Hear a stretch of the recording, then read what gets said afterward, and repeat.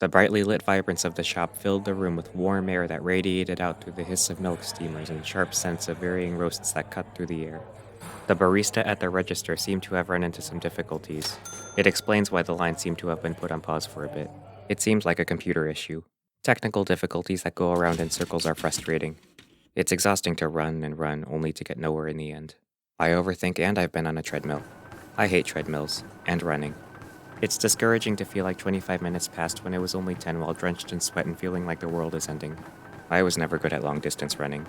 I feel a bit self-conscious when someone walks past to see me profusely sweating and slowly dying like I ran a marathon, only to see that the timer reads 15 minutes.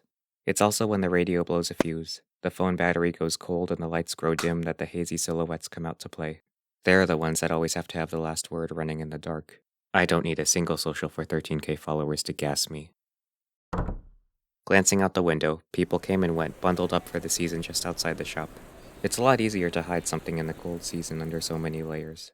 I wouldn't say that I was good at hiding things, but someone could cuff me to a chair with a blinding light in my face and slap me around, and I still wouldn't give a clue where I hid the box of donuts.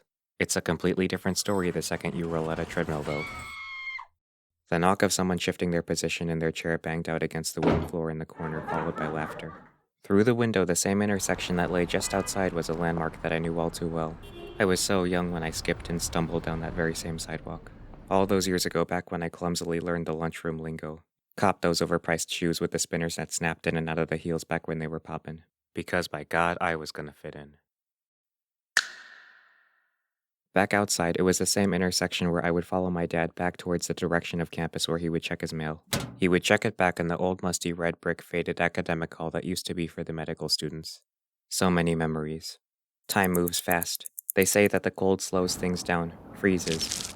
But the warmth from the porcelain in my hands relaxes.